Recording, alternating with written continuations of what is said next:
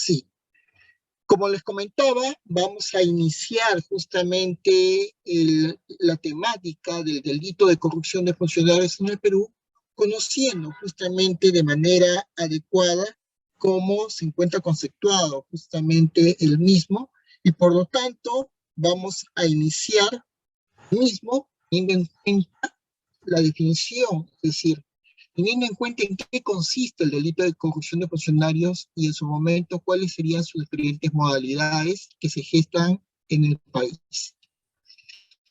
Para empezar, partimos definiendo cuál es la definición que conceptuamos sobre corrupción.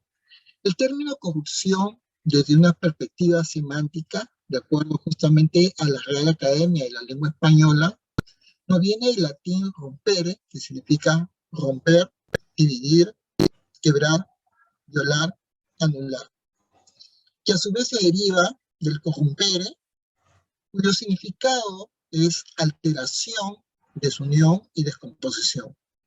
Por lo tanto, corrompere entonces debería significar romper con, romper en unión de, pero en realidad quiere decir echar a perder o pudrir. Por lo tanto, la expresión corromper siempre reconoce en líneas generales la presencia de dos partícipes en el acto, que se corresponde principalmente con dos espacios.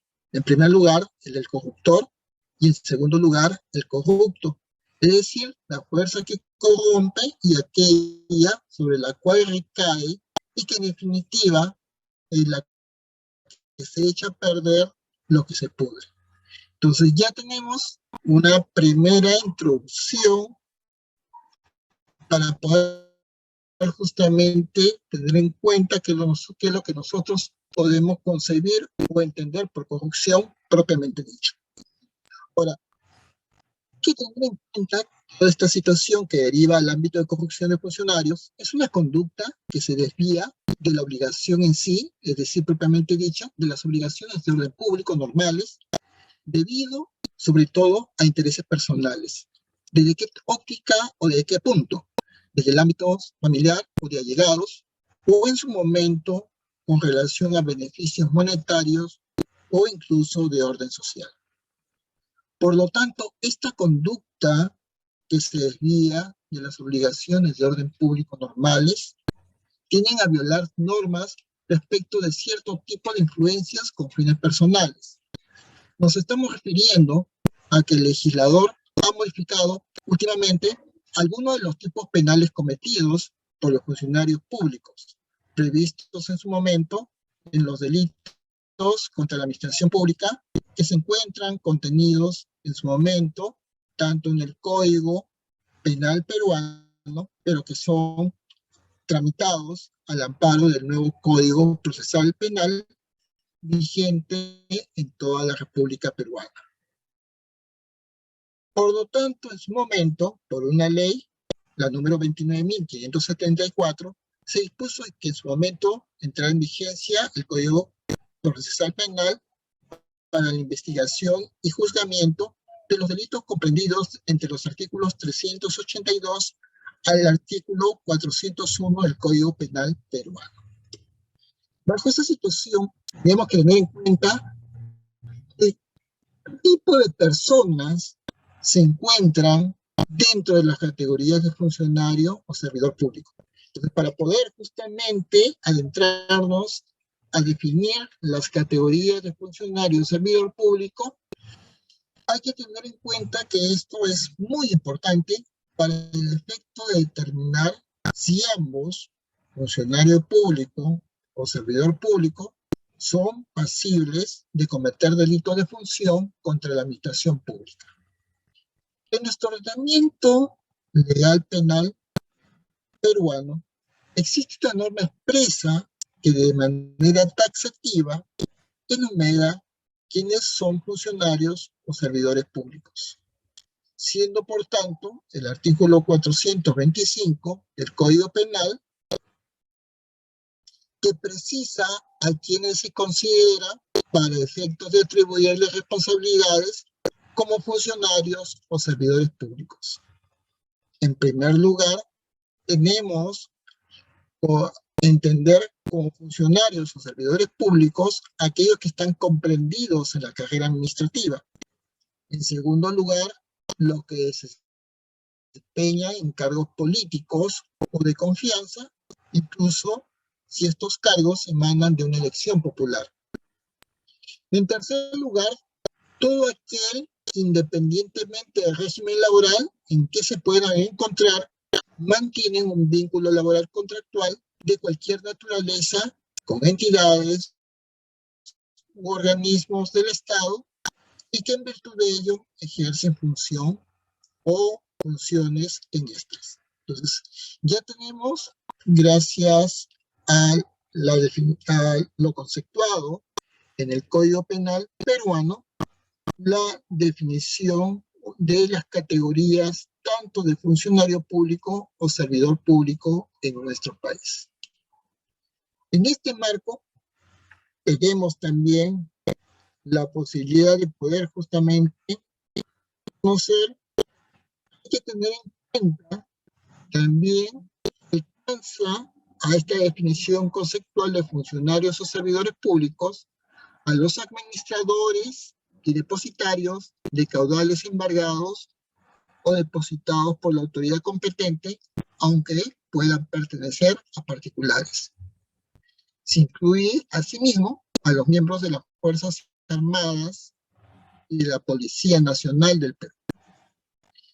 En un sexto punto, también aquellos que están contenidos o indicados en la Constitución Política del Perú del año 1993, aún vigente, y la ley propiamente dicha. Por lo tanto, en el capítulo segundo del título 18 del libro 2 del Código Penal peruano se encuentran tipificados taxativamente los delitos contra la administración pública que en su momento pueden cometer los funcionarios y servidores estatales en nuestro país. Así, encontramos sancionados una serie de conductas desde ya ilícitas que, de acuerdo a la lesividad que presenten, merecen una menor o mayor pena. Pero es en la sección cuarta de este capítulo que se encuentran tipificados propiamente dicho los delitos de corrupción de funcionarios. Para efectos de la presente exposición, hemos citado delitos más frecuentes de la clasificación en que pueden incurrir tanto los servidores públicos como los servidores como los particulares en nuestro país. Por lo tanto, hay que tener en cuenta, al hablar de delito de corrupción de funcionarios, ya sea realizado por funcionarios o servidores públicos en su momento, hay una serie de modalidades que son reconocidas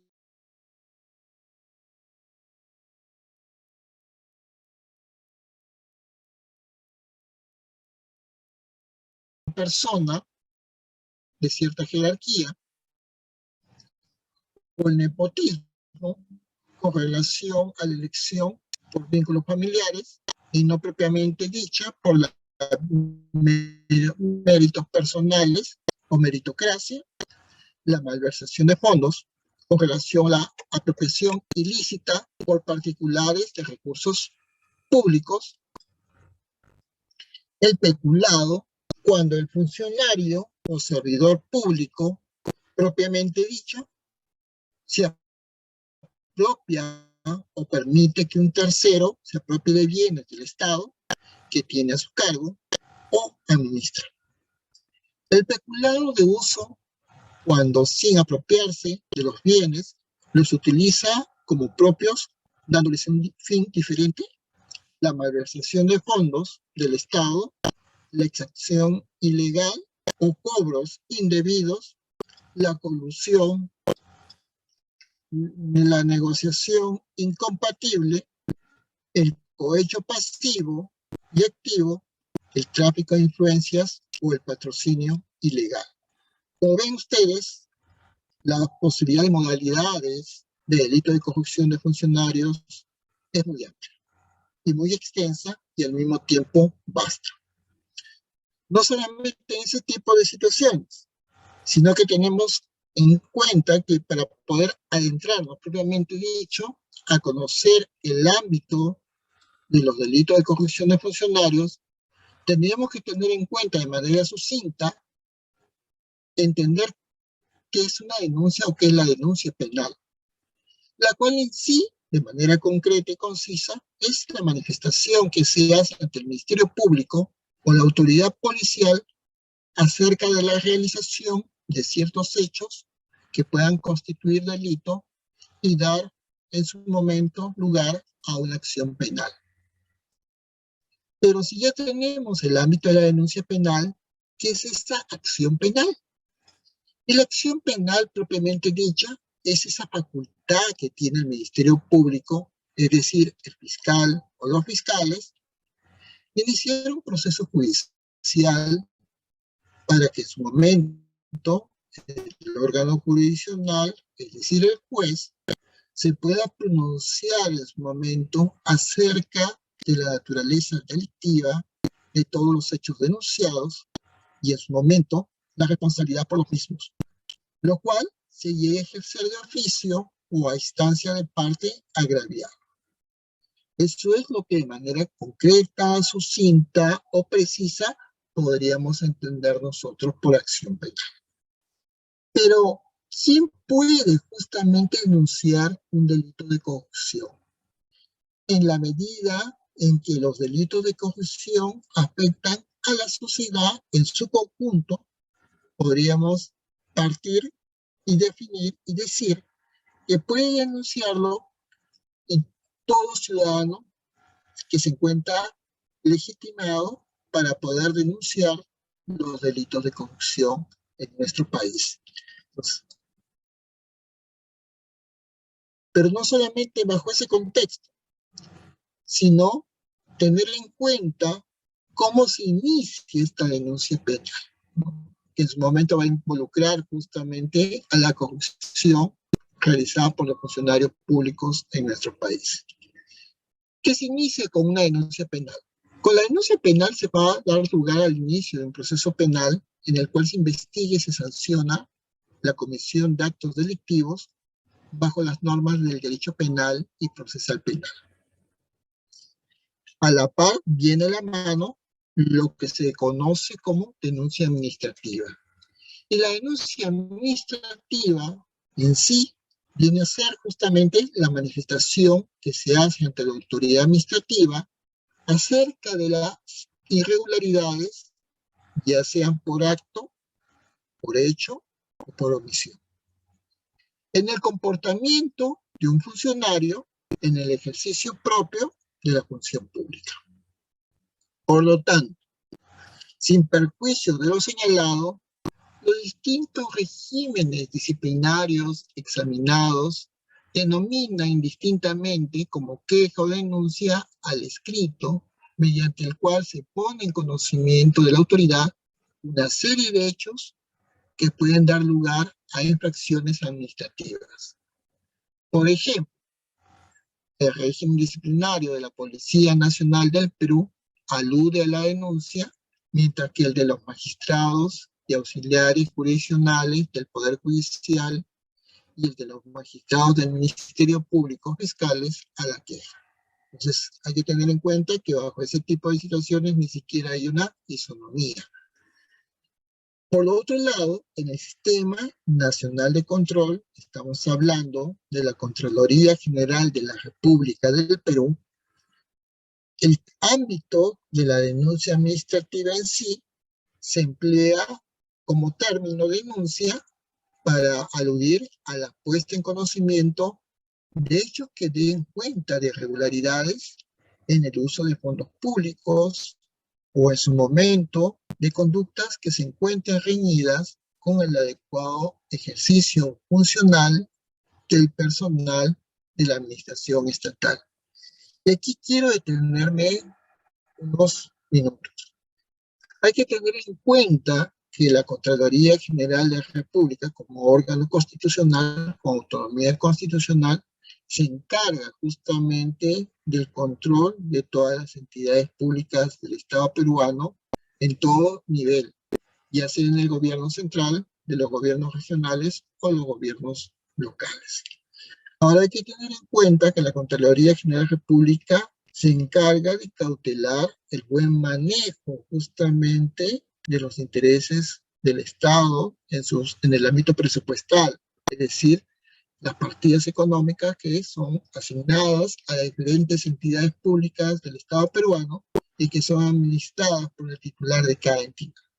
Producto de ello, muchas veces se producen malos manejos, malas administraciones, mala utilización y van originándose una serie de delitos de función que son cometidos, en este caso, por funcionarios, en este caso, muchos de carrera del Estado peruano.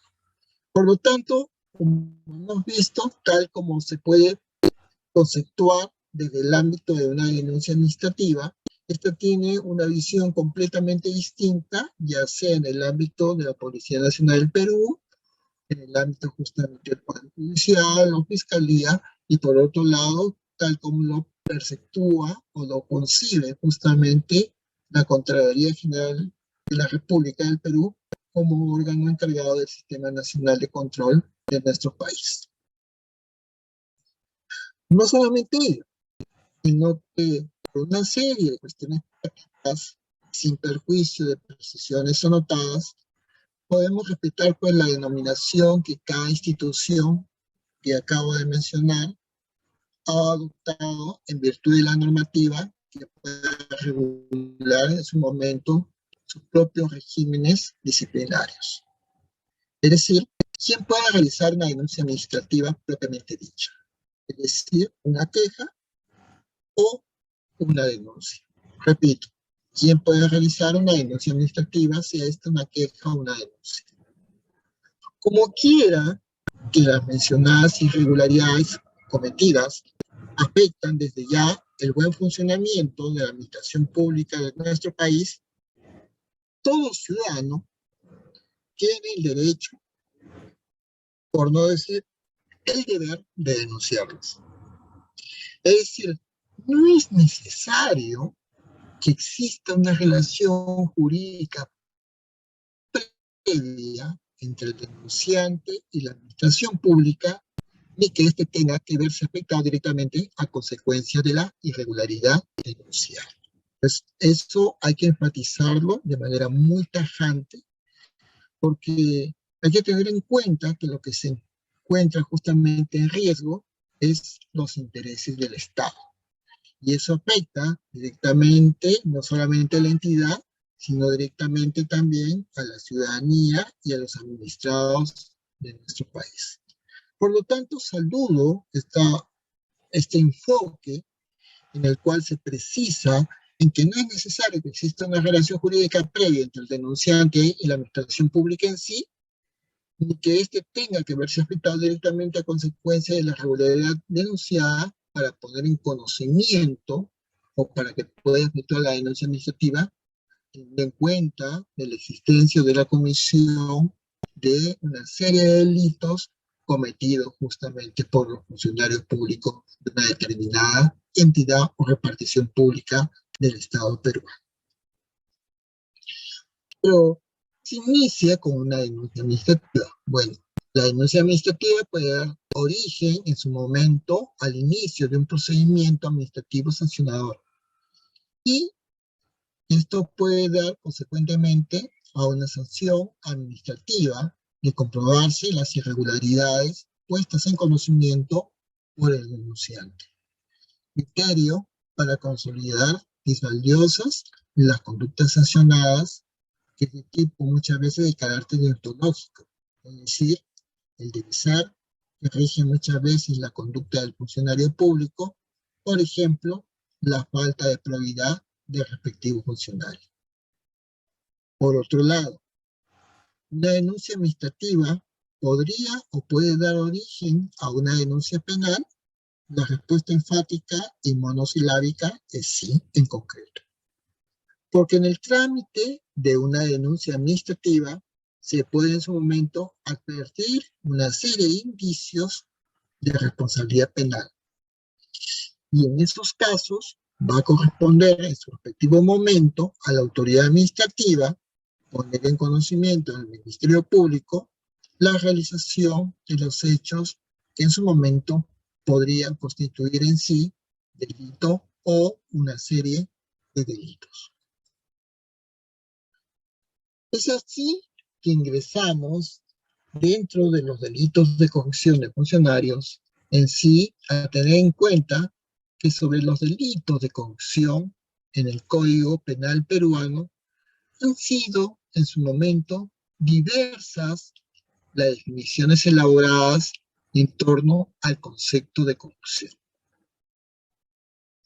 Y entre las definiciones en su momento han sido las más utilizadas, se puede establecer o se pueden señalar o esbozar la esgrimida por Peter Eiching, fundador de Transparencia Internacional, quien señaló que la corrupción consiste en la mala utilización de un bien público en beneficio privado. Repito, de acuerdo al fundador de Transparencia Internacional, quien señala que la corrupción consiste en la mala utilización de un bien público en beneficio privado. Ahora, en su momento, dicha institución, por su parte, planteó una definición más amplia, al indicar en su momento que la corrupción se refiere a comportamientos por parte de funcionarios del sector público, ya sean estos funcionarios del sector público políticos o servidores públicos, que los enriquece a ellos mismos o en su momento a sus allegados de manera inapropiada o ilegal mediante el mal uso del poder que se les ha encomendado. Hay que tener en cuenta que hay también un grupo muy importante de funcionarios públicos que han sido elegidos producto de una elección popular. Y esta definición que estoy advirtiendo se refiere justamente a estos malos comportamientos de parte de estos funcionarios del sector público, ya sean en este caso políticos, pero también están los servidores públicos y estos servidores públicos, muchos de carrera, que los enriquece a ellos mismos, a su entorno personal, privado y a sus allegados, de manera inapropiada o de manera ilegal, mediante el mal uso del poder que se les ha encomendado. Entonces ya estamos calando, nos estamos justamente decantando por el escenario propio de los delitos de corrupción. Pero no solamente esto, hay que tener en cuenta que desde la perspectiva, los actos de corrupción llegan en su momento o implican el mal uso del poder público. Y eso es lo peligroso, por no decir lo delicado. Porque es decir que hay un incumplimiento de los principios del buen gobierno. Gobierno central, gobiernos regionales y gobiernos locales. Pero también el buen gobierno, la buena administración de cada entidad pública por parte de su titular o de sus titulares. Así como de una serie de preceptos éticos formalizados o instituidos en la sociedad, que además desde sí tienen el propósito de obtener una serie de ventajas o beneficios indebidos en su momento, para que en su momento quien actúa o para terceros en perjuicio del bienestar general. Como consecuencia de todo ello, los actos de corrupción generan vulneraciones de los derechos fundamentales en concreto.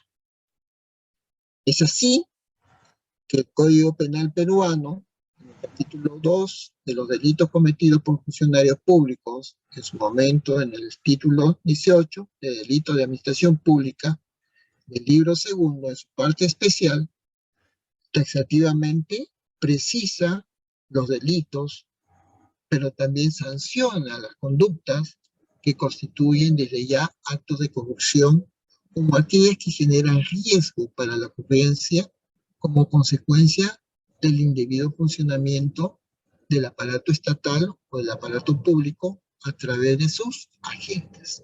Hay que tener en cuenta que ya ahí se va justamente precisando el mal o pésimo accionar justamente de los agentes, es decir, los funcionarios públicos, y que dan origen a un indebido funcionamiento del aparato estatal para el cual labora.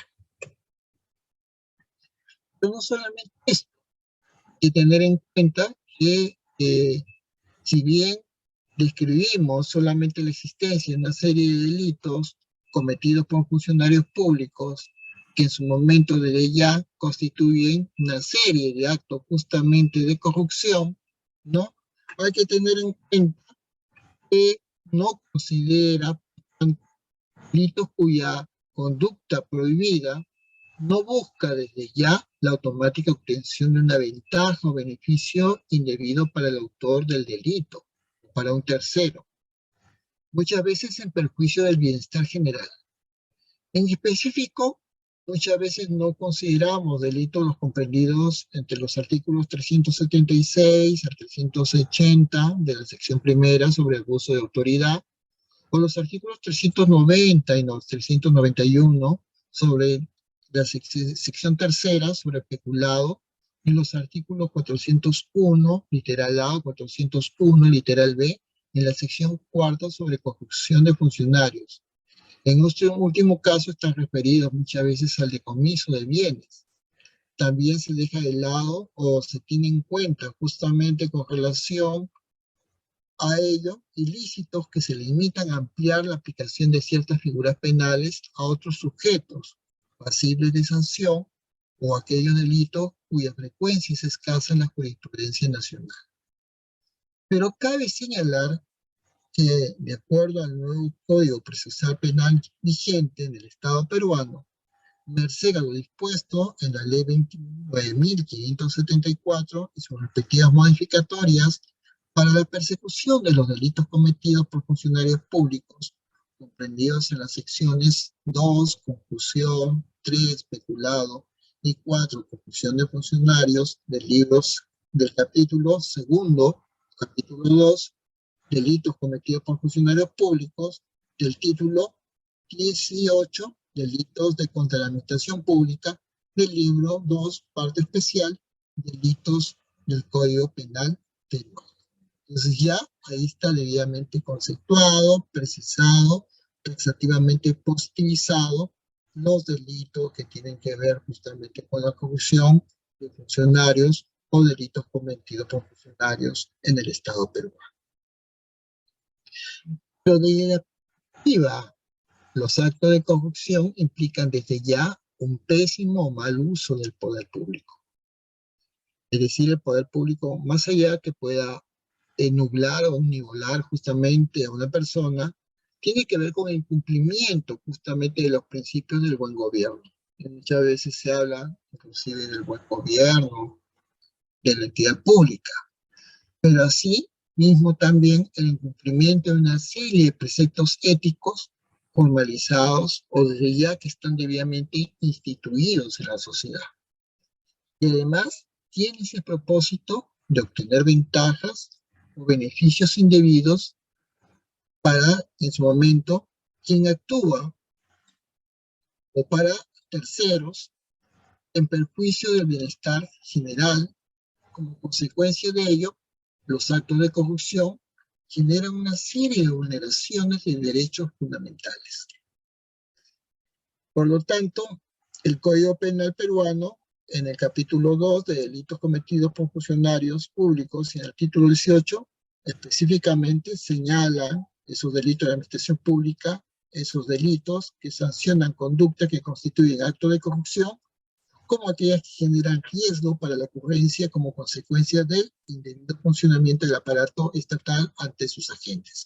Y he querido ser enfático ahí, porque justamente todo este escenario nos convoca justamente a tener en cuenta lo que podría en su momento ver como peculado doloso, culposo y de uso.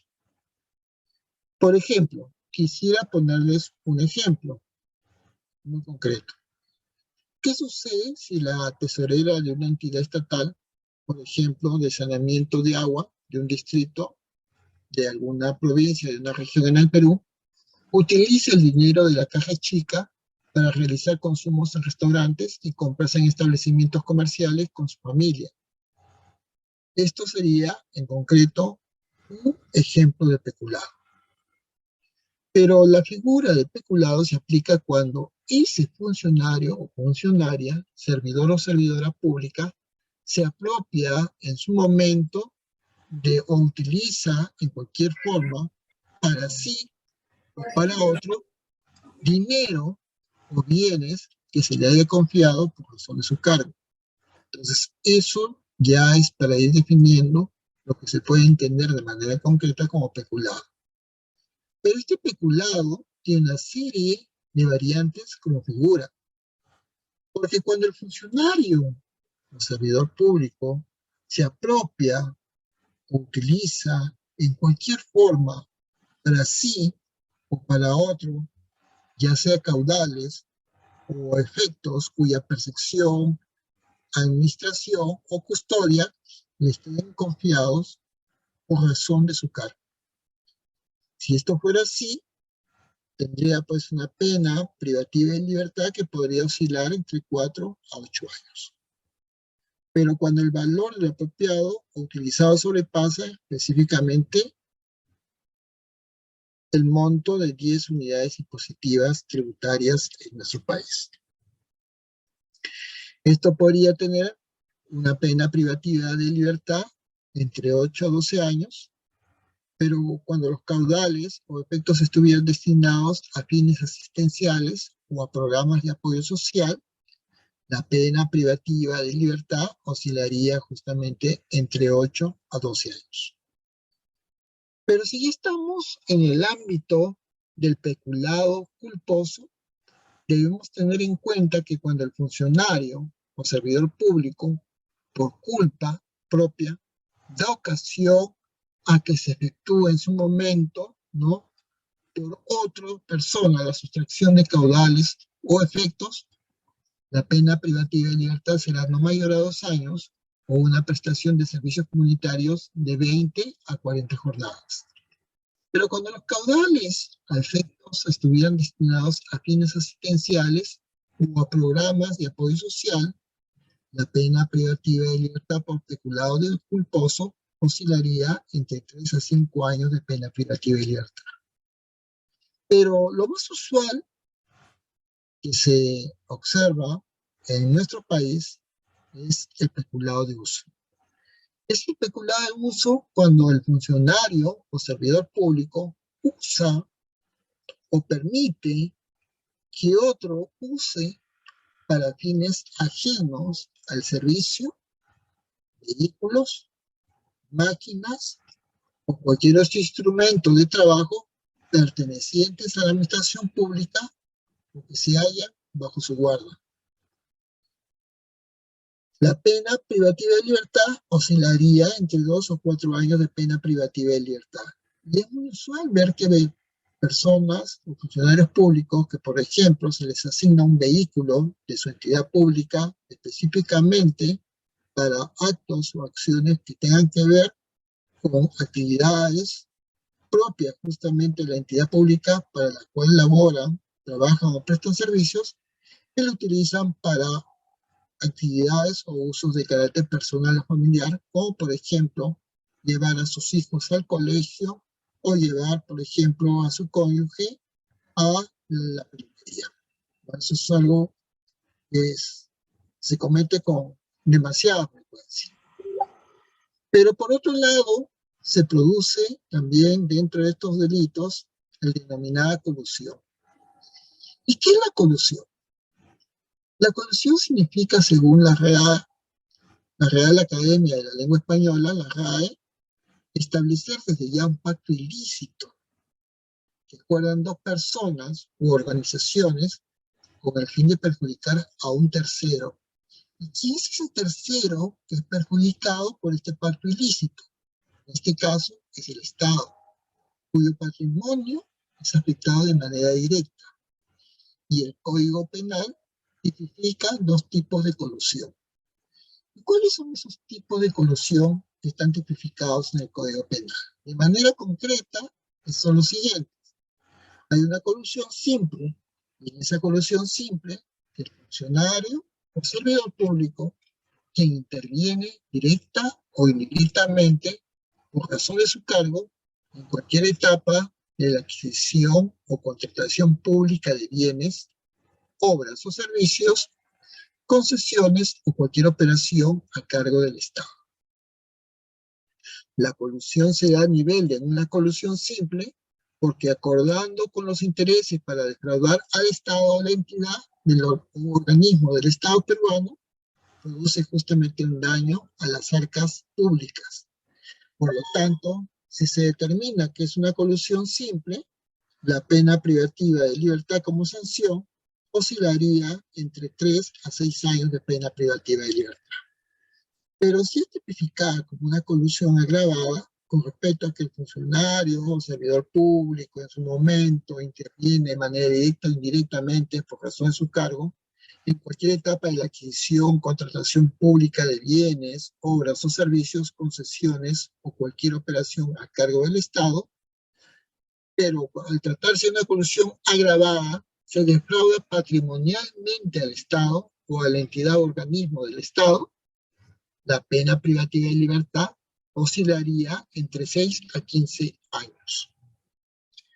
No solamente ante este tipo de situaciones, sino hay que tener en cuenta cuando ya nos encontramos ante el delito de malversación de fondos.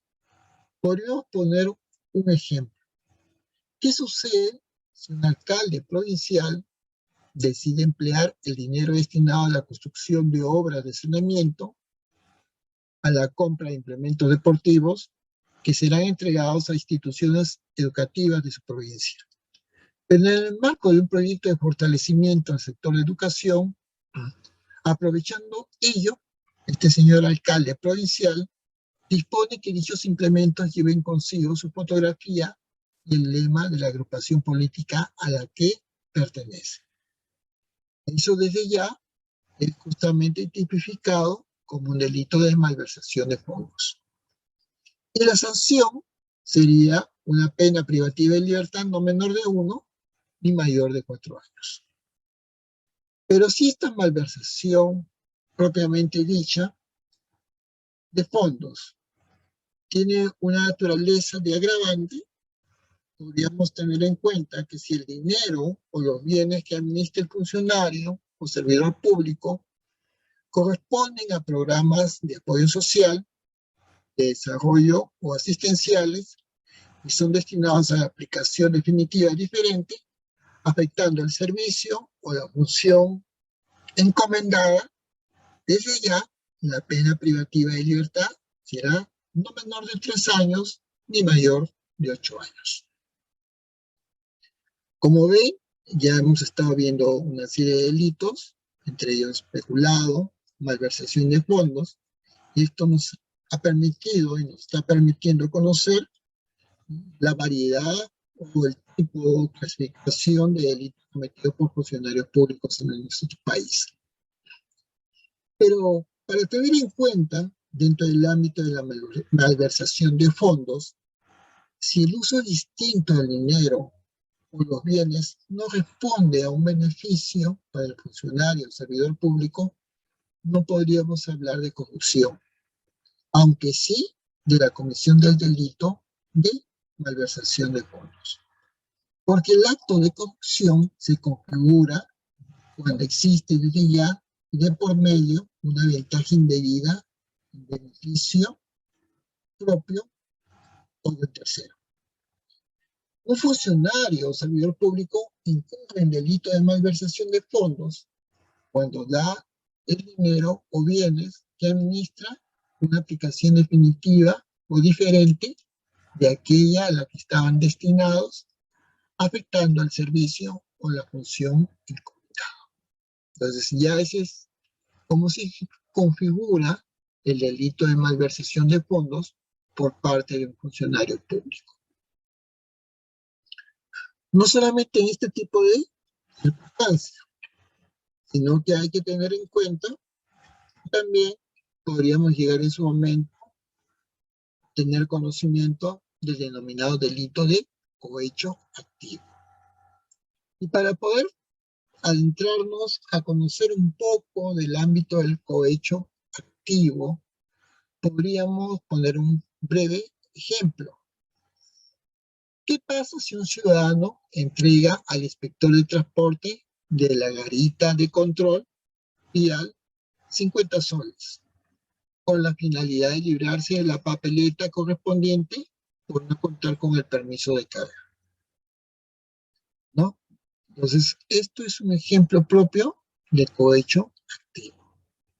Ahora, incurre en el delito de cohecho activo aquel que en su momento ofrece, da o promete a un funcionario o servidor público un donativo, una promesa, una ventaja o beneficio. La contraparte de esta figura penal es el cohecho pasivo, que sanciona el actuar del funcionario o servidor público que acepta o recibe dicho ofrecimiento. Pero esto nos lleva y nos conduce a la posibilidad de que surjan una serie de variantes de la figura del cohecho activo propiamente dicho.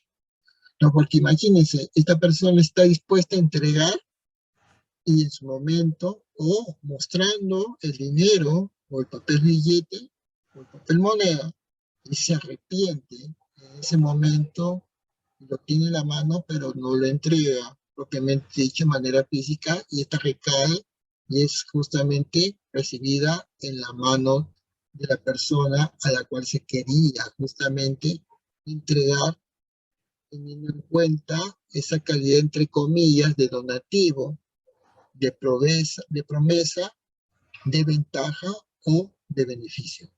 Y eso en su momento podría dar lugar justamente a tener en cuenta cómo podríamos entender esa aceptación o cómo se recibe dicho ofrecimiento. No solamente en este tipo de circunstancias, sino que, como le decía, esto nos lleva a una serie de variantes de cohecho. Según el tipo penal, la variante propiamente dicha y su sanción. Porque si nos encontramos ante un cohecho activo genérico, podríamos definirlo como aquel que bajo cualquier modalidad ofrece, da o promete un donativo, una ventaja o beneficio a un funcionario o servidor público. Lo hace para que este funcionario o servidor público, para que realice u omita actos en violación de sus obligaciones. De ahí que la sanción sería de 4 a 6 años de pena privativa de libertad.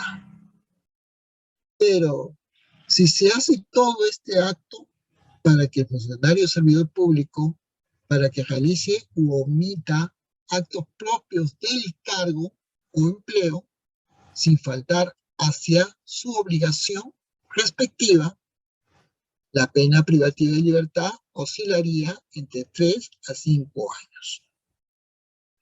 Pero también hay lo que se conoce como cohecho activo específico.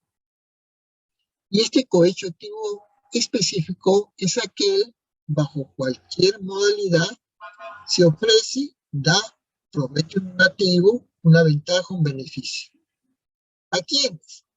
A un magistrado, a un fiscal, un perito, un árbitro, o un miembro del tribunal administrativo o análogo, o al objeto de influir en su decisión de un asunto sometido a su conocimiento o competencia. La pena privativa de libertad será de 5 a 8 años e inhabilitación. Pero si dentro de este cohecho activo específico, dentro de esa modalidad se ofrece dar una ventaja o prometer un donativo, un beneficio a un secretario, a un relator de sala, a un especialista, a un auxiliar jurisdiccional, o a un testigo, traductor o intérprete o análogo, la pena privativa de libertad será entre 4 a 8 años. Ahora, hay un caso muy puntual que afecta sobre todo a los profesionales del derecho o de la abogacía, porque dentro del cohecho activo específico, el abogado, el abogado o aquel que forma parte de un estudio de abogados, un estudio jurídico, un bufete, que ofrece, da o promete donativo, ventaja o beneficio a un magistrado del Poder Judicial, a un fiscal, a un perito, un árbitro, o un miembro del Tribunal Administrativo o análogo, con el objeto de influir en su decisión de un asunto sometido a su conocimiento o competencia, o a un secretario, relator especialista auxiliar jurisdiccional, testigo, traductor o intérprete o análogo, la pena privativa de libertad será de 5 a 8 años y con una inhabilitación entre 180 a 365 días multa. Como estamos viendo, este delito justamente de cohecho tiene diferentes variantes, ¿no? Y lamentablemente, bueno, eso es uno de los más concurrentes o uno de los más recurrentes en nuestro país. Pero también se encuentra el delito de concusión. Y para entender el delito de concusión, vamos a tener un ejemplo simple, o sencillo y concreto. ¿Qué sucede si el gerente de transporte de una municipalidad, al percatarse que la propietaria de una tienda de abarrotes no cumple con las condiciones mínimas de higiene y de salubridad, la obliga a que esta propietaria de la tienda de abarrotes le entregue la suma de 1.500 soles a fin de no comunicar al área competente para que proceda en su momento al respectivo cierre de su local? Este es un ejemplo de concusión y sucede lamentablemente con mucha frecuencia. Por lo tanto, el delito de concusión se configura cuando un funcionario o servidor público, abusando de su cargo, obliga o induce a una persona a dar o promover indebidamente para sí o para otro un bien o un beneficio patrimonial. Entonces ya estamos definiendo el diferente tipo de delito que estamos viendo y analizando a lo largo de la presente jornada académica del día de hoy. No solamente en ese panorama, sino que hay que tener en cuenta el delito, que hay una serie justamente de variantes también del cohecho, del delito de cohecho, que nos puede justamente llevar justamente a entender este tipo de situaciones que van a entender justamente más allá del delito de concusión, que ya lo hemos analizado, entender también lo que se conoce como el cohecho pasivo. Y para entender lo que nosotros podemos comprender como cohecho pasivo, tenemos también un ejemplo simple. ¿Qué sucede si un inspector de transportes detiene a un conductor en la garita de control vial y le exige en su momento la presentación del permiso de su carga? Documento que no tiene. De acuerdo a la ley, quien no presenta dicho permiso sería sancionado con una multa, en este caso aproximada, por ejemplo, de 350 soles. Estamos en un ejemplo. El inspector de transporte le solicita al conductor la suma de 50 soles a cambio de no imponerle la multa que corresponde. Este es un ejemplo de cohecho pasivo. Por lo tanto, el delito de cohecho es muy frecuente, lamentablemente, en nuestra sociedad y es conocido en términos coloquiales como coima. Se dice que este delito de cohecho es pasivo cuando la persona que incurre en el delito es un funcionario o servidor público que acepta o recibe, solicita o condiciona su actuar a la entrega o promesa de donativo o ventaja de parte de un ciudadano.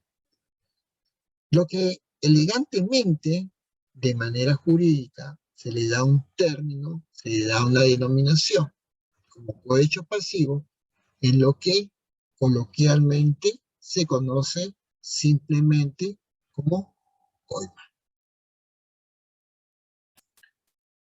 No solamente en eso, hay que tener en cuenta que este cohecho pasivo también tiene sus variantes.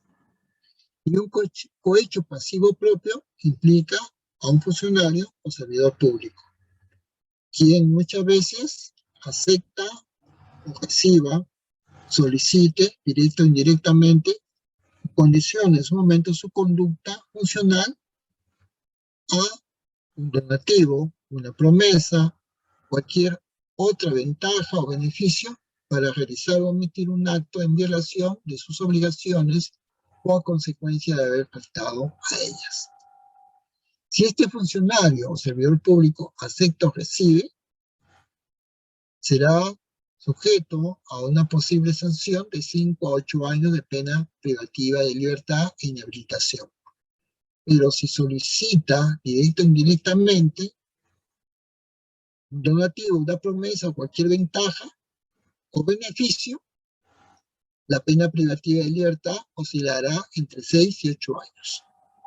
Pero si condiciona este funcionario o servidor público su conducta funcional a un donativo, una promesa, cualquier otra ventaja o beneficio para realizar u omitir un acto en violación de sus obligaciones a consecuencia de haber faltado a ellas, podrá ser pasible de una pena privativa de libertad de 8 a 10 años.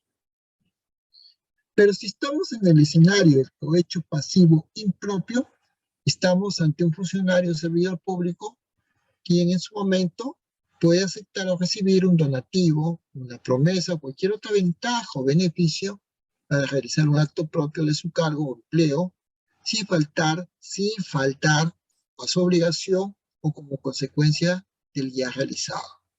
Si acepta o recibe, podría ser pasible a una pena privativa de libertad de 4 a 6 años.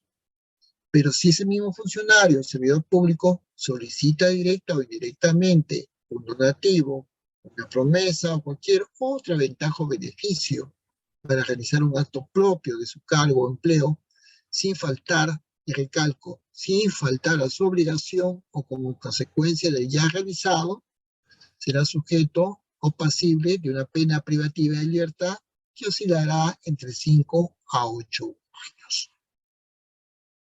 No solo eso,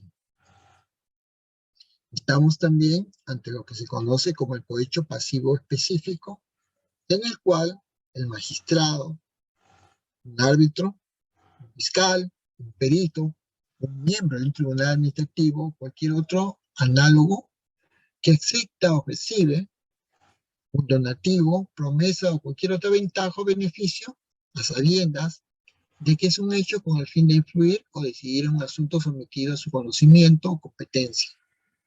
Si acepta y recibe, ese magistrado, árbitro fiscal, perito o miembro del tribunal administrativo podrá ser pasible de una sanción de 6 a 15 años de pena privativa de libertad, inhabilitación y 365 días multa. Pero si ese magistrado, árbitro fiscal, perito o miembro del tribunal administrativo lo solicita de manera directa o indirectamente, es decir, un donativo, una promesa o cualquier otra ventaja o beneficio sabiendas de que es hecho con el fin de influir o decidir en un asunto sometido a su conocimiento o competencia, será pasible de una pena privativa de libertad que oscilará entre 8 a 15 años, inhabilitación y 365 días multa. Pero también dentro de este escenario se da lo que se conoce como la corrupción pasiva de auxiliares jurisdiccionales. ¿Y en qué consiste esta corrupción pasiva de auxiliares jurisdiccionales? Cuando el secretario judicial, el relator, el especialista, el auxiliar jurisdiccional o cualquier otro análogo que en su momento acepte o pueda recibir o solicite directa o indirectamente una promesa o cualquier otra ventaja o beneficio a sabiendas de que es hecho con el fin de influir en la decisión de que la autoridad responsable tome sobre un asunto sometido a su conocimiento o competencia. Si es así, la sanción a que se sometería sería entre una pena privativa de libertad que podría oscilar entre 5 a 8 años y ser objeto o sujeto a una inhabilitación. Como vemos, es una situación complicada porque muchas veces también está el ámbito de la negociación incompatible o el aprovechamiento indebido del cargo. Pongo un ejemplo. En el delito de negociación incompatible o aprovechamiento indebido del cargo.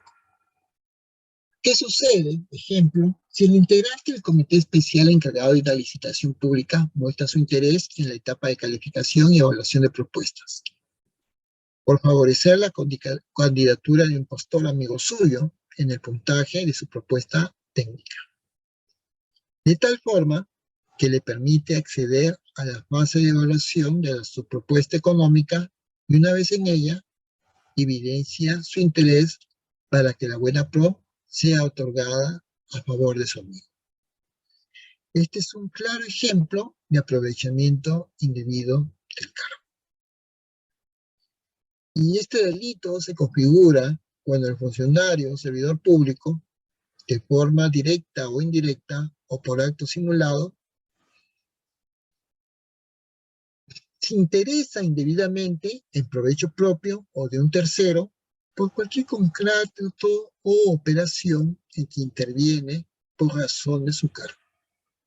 Si fuese así, la sanción a que se sometería sería una pena privativa de libertad no menor de 4 años ni mayor a 6 años e inhabilitación conforme a los incisos 1 y 2 del artículo 36 del Código Penal peruano.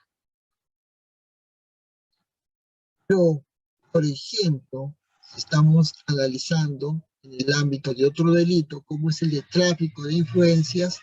¿Qué sucede, por ejemplo, si un ciudadano que está incurso en un proceso penal por causar lesiones graves a una persona al conducir y estrellar su vehículo en estado de ebriedad, recibe el ofrecimiento de un fiscal, amigo del juez y el proceso, de interceder por él para que la sentencia sea benévola a cambio de una suma de dinero? Este es un clásico ejemplo de tráfico de influencias. Por lo tanto, incurre en este delito aquel que, invocando, teniendo influencias reales o simuladas, recibe o hace dar o prometer para sí o para un tercero, motivo, promesa o cualquier otra ventaja o beneficio con el ofrecimiento de interceder ante un funcionario o servidor público que ha de conocer, esté conociendo o haya conocido caso judicial o caso administrativo. ¿Ya? Esto vale todo. Y lo peor es que tiene que ver con situaciones antes, durante, que se vienen con posterioridad. Realmente hay que tener presente que la tecnología ha desbordado tanto y ahora la gente se graba, se filma, entonces hay la exposición al riesgo es más que evidente, ¿no? Entonces es muy complicado porque es muy probable que estas personas estén siendo justamente sometidas a no solamente al participar a estas acciones de la medida de tráfico de influencias, sino que su accionar esté en su momento debidamente grabado justamente por otras personas o por aquellas personas que están inmersas en la misma acción de tráfico de influencias. Si es así, todo ello, la sanción va a recaer entre una pena privativa de libertad no menor de 4 ni mayor de 6 años, pero puede haber un agravante. Si el agente es un funcionario servidor público, será reprimido con una pena privativa de libertad no menor de 4 años, mayor de 5 años, inhabilitación conforme a los incisos 1 y 2 del artículo 36 del Código Penal peruano. Otro delito es el cobro indebido. Y para esto tengo también otro ejemplo. ¿Qué sucede si el director de institución educativa estatal condiciona la matrícula escolar al pago de una determinada suma de dinero, justificando su decisión en la necesidad de cubrir los servicios de mantenimiento de la entidad educativa? Este es un ejemplo muy preciso para poder entender lo que podríamos entender como cobro indebido. Si se produjese esta situación, podríamos decir que el cobro indebido se da cuando un funcionario o servidor público, abusando de su cargo, exige o hace reparar o entregar contribuciones o monumentos no debidos o en cantidad que exceda la tarifa legal. Si se produjese, la sanción a que estaría sometido sería una pena privativa de libertad no menor de 1 ni mayor de 4 años. Otro delito de corrupción de funcionarios es el de enriquecimiento ilícito. Y el ejemplo para este caso sería el siguiente, o para este delito. ¿Qué sucede, por ejemplo, si un viceministro durante su gestión da signos o muestras de riqueza que no poseía al momento de iniciar su función pública? Al menos en relación con el patrimonio que figuraba en su declaración jurada de bienes y rentas. Este es un ejemplo concreto de lo que podríamos entender como enriquecimiento ilícito. Si se diera esta situación y este delito se configura cuando el funcionario o servidor público, abusando de su cargo, incrementa ilícitamente su patrimonio respecto de sus ingresos legítimos. La sanción sería una pena privativa de libertad no menor de 5 ni mayor de 10 años. Pero puede haber un agravante. Y el agravante se puede dar si este agente es un funcionario público que ha ocupado cargos de alta dirección en las entidades, organismos o empresas del Estado, o está sometido en su momento a la prerrogativa del antejuicio y de la acusación constitucional. Por lo tanto, la pena privativa de libertad será no menor de 10 años ni mayor de 15 años.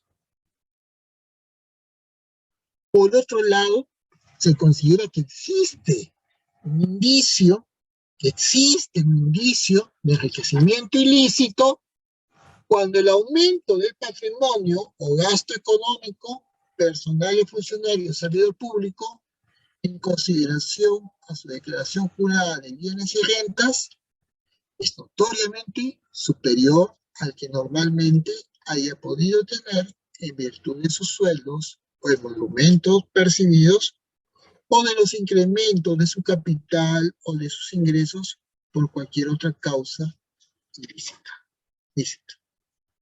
Entonces, esto también es muy puntual.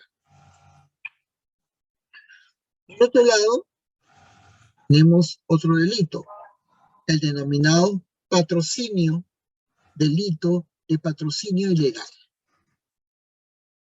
Ejemplo, ¿qué sucede si un funcionario de un organismo supervisor de telecomunicaciones del país mantiene paralelamente una relación de asesoría con la empresa Alter Mobile Corporation, cuando en él recae la responsabilidad de determinar la sanción y la medida correctiva a imponer a dicha empresa operadora por el incumplimiento de obligaciones contenidas en el contrato de concesión que celebró con el Estado?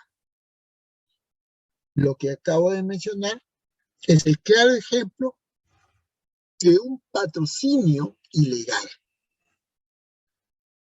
Por lo tanto, de manera sucinta, podemos entender que el patrocinio ilegal se da cuando un funcionario o servidor público promueve o asesora intereses de particulares ante la administración pública.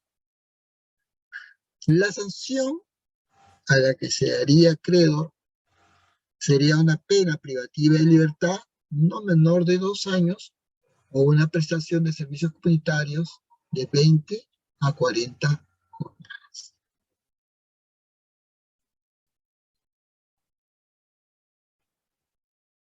También tal delito de uso de autoridad condicionado ilegalmente a la entrega de bienes y servicios.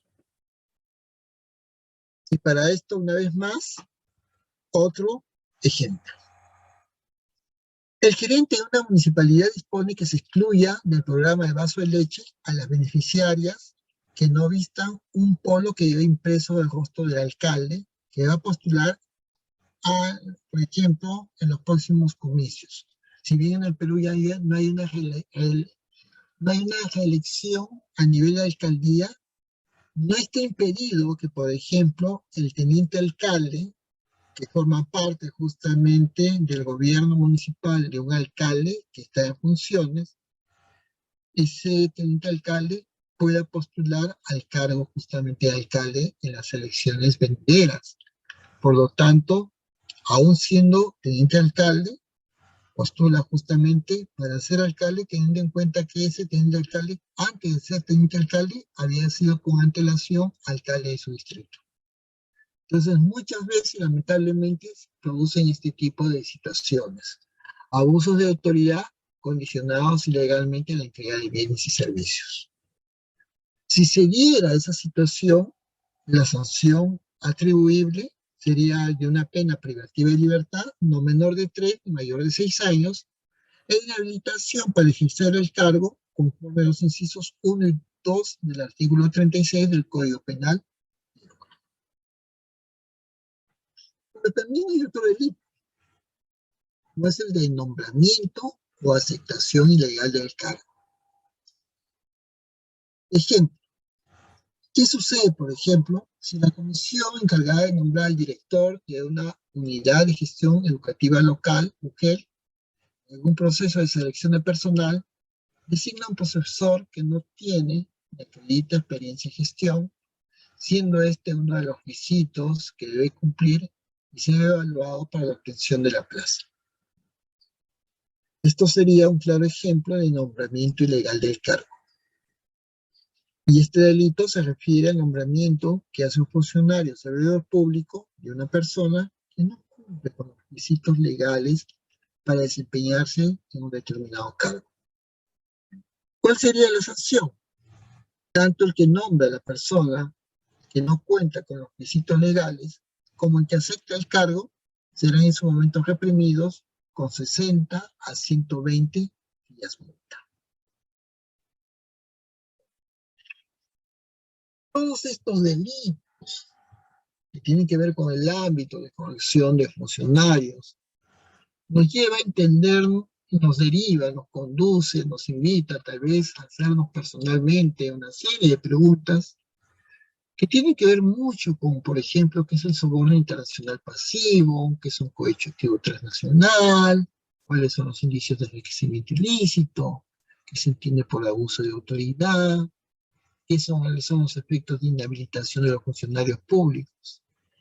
Y que quisiera justamente empezar a responderme, porque eso complementa lo que hemos estado analizando con delitos de corrupción de funcionarios. Ten en cuenta que ahora los delitos no tienen fronteras, son transnacionales, son justamente, y eso tiene que ver mucho con las expectativas que tienen, sobre todo la ciudadanía, los administrados, con esta situación justamente tan puntual, ¿no?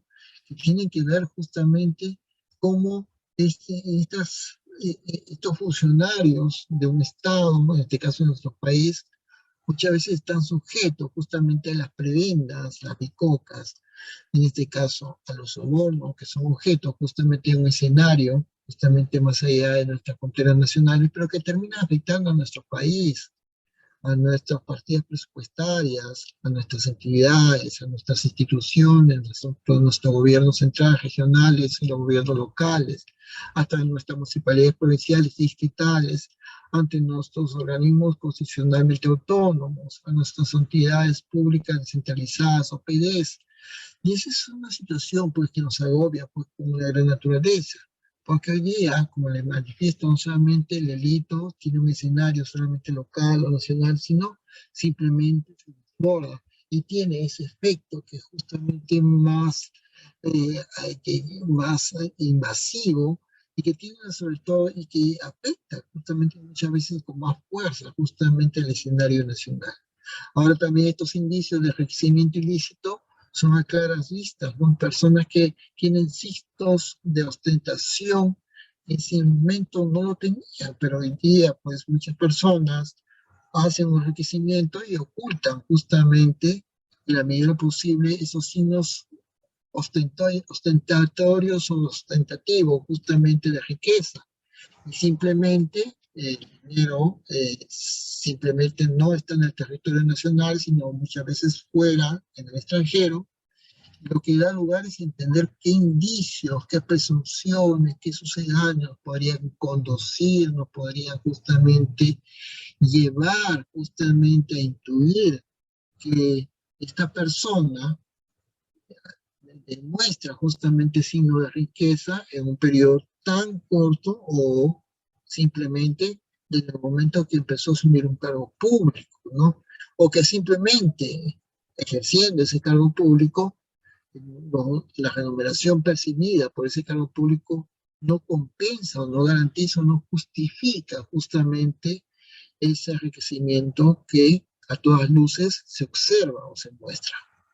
Por otro lado está también el ámbito del abuso de autoridad, ¿no? El abuso de autoridad que muchas veces se escala y que es un mal endémico, que muchas veces desborda las capacidades justamente de la propia administración pública y que muchas veces va contra la propia ciudadanía, contra el administrado, contra la población, pero también afectando muchas veces a las entidades públicas y al mismo tiempo, en este caso, a aquellas personas que trabajan dentro de la entidad pública, ¿no?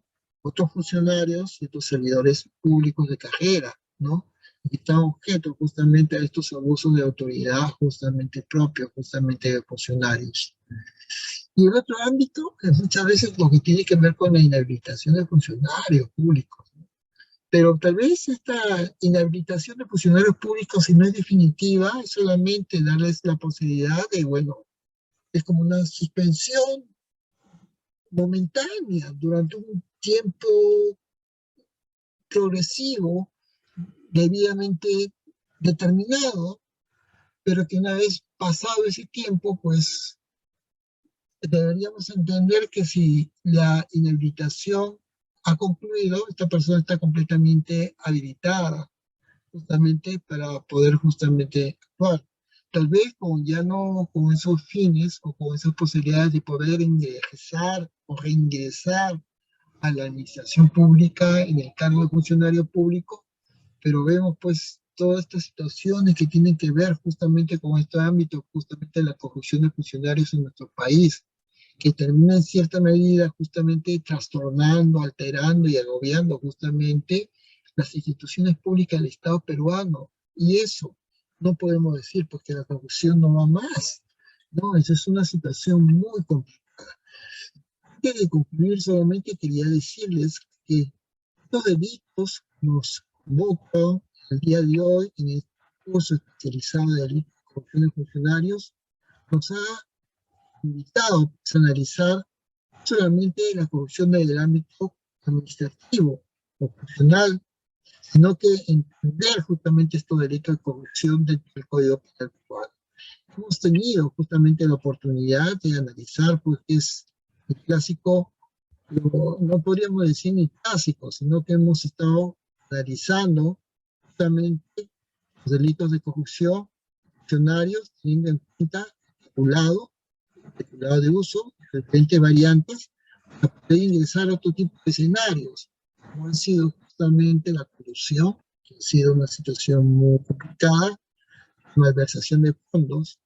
Vamos a analizar el cohecho activo, también en su momento hemos tenido que tener en cuenta lo que todos conocemos como la confusión para decantar en el cohecho pasivo, en sus diferentes variantes, la negociación incompatible, el aprovechamiento de cargo indebido, tráfico de influencias, el cobro indebido, analizar el enriquecimiento ilícito, sí, con sus diferentes agravantes, patrocinio ilegal, de abuso de autoridad, destinado ilegalmente a la entrega justamente de bienes o servicios, para finalizar analizando el delito de nombramiento o asignación ilegal de cargos.